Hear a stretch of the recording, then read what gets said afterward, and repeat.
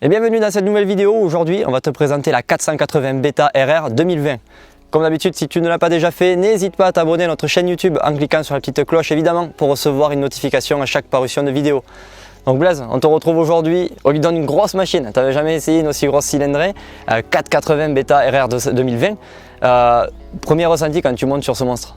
Déjà quand on monte dessus on se dit 480, bon pourquoi 480 c'est vrai que on le sent, qu'il y a une différence par rapport aux autres modèles d'autres marques sur des 450. Là on passe sur une 480, moteur un peu plus gros, un peu plus de puissance. On se dit que 30 cm3 c'est pas énorme, mais on le sent.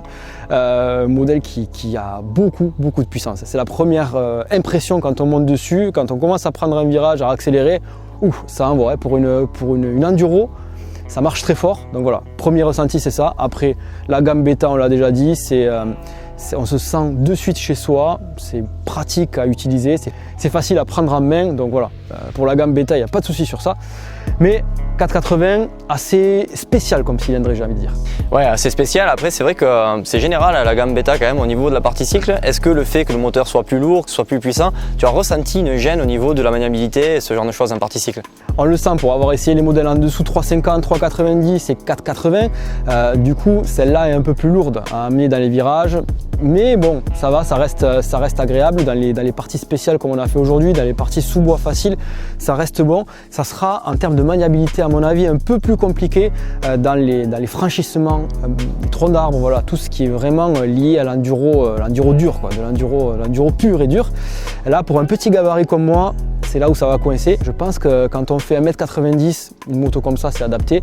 Pour un gabarit aussi fin et léger que moi, c'est plus compliqué. Après c'est surprenant niveau moteur, c'est quand même facile d'utilisation. Moi j'étais surpris, peu de frein moteur, en fait la moto t'entraîne un peu, tu sens quand même le coup de piston, mais elle ne va pas caler, tu vois, contrairement à des grosses cylindrées qu'on peut retrouver, elle va pas caler et puis tu peux piloter un rapport au-dessus, c'est assez facile. Exactement, pas mal de couple, pas mal de puissance à haut régime, donc c'est une moto, limite le moteur s'apparente à une moto de cross, tellement il y en a à tous les régimes. Donc ça c'est bien, c'est bien parce qu'on peut l'utiliser quand on a le niveau très bien à tous les régimes, bas, mi et haut régime. Par contre ça va être dans les sous-bois, à l'arrêt, où là ça risque d'être un peu compliqué. Je te retourne la question, toi qu'as-tu pensé de cette moto d'un point de vue partie cycle, maniabilité? Ouais, partie cycle, maniabilité, j'ai presque même eu du mal à sentir la différence avec les modèles d'en dessous, les cylindrées d'en dessous. Ça reste une Beta, très maniable, très efficace. Et un moteur aussi efficace, mais c'est vrai que ça envoie. Là, je me verrais pas, moi pareil, on a le même gabarit quasiment, faire des randonnées de 300 km avec une moto comme ça. Je pense qu'à la fin, tu es très fatigué, aller pousser la moto dans les rochers, tout ça, ça risque d'être compliqué, mais c'est peut-être pas ce qu'on recherche quand on va chercher ce type de moto et c'est peut-être adapté à des pilotes avec un plus grand gabarit. Ouais, moi je pense que ça dépend pas en fait du niveau, ça va dépendre plutôt du gabarit du pilote. Voilà, le pilote qui a un gabarit un peu plus léger comme nous va opter plutôt pour les cylindrées du genre 350 et un gabarit beaucoup plus grand, beaucoup plus solide, beaucoup plus imposant, peut opter pour cette cylindrée là sans problème, sans souci. Il va se faire plaisir avec cette moto là à mon avis. Par contre, point commun avec toutes les Beta, on peut parler du freinage brièvement parce que ça m'a agréablement surpris. Voilà, c'est du Beta, ça freine fort, c'est une grosse cylindrée mais on sait l'arrêter. Exactement, ça freine très fort, autant de l'avant que de l'arrière. Il faut s'y habituer au début parce qu'on n'est pas habitué à ce que ça morde autant, mais c'est vrai que c'est quand même agréable quand on peut freiner avec un doigt et que ça freine très fort. C'est quand même bien et je pense que c'est une bonne moto. Rapidement au niveau des équipements, la moto arrive comme ça, c'est pas la version racing, il manque les protège-mains, peut-être un ventilateur aussi, mais c'est quand même globalement bien équipé, surtout au prix comparé à la concurrence. Exactement, je suis d'accord avec toi pour ça.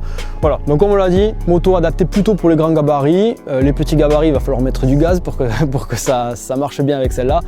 En tout cas, je te remercie Nico et cette moto est à laisser chez CVO, donc n'hésitez pas à les contacter.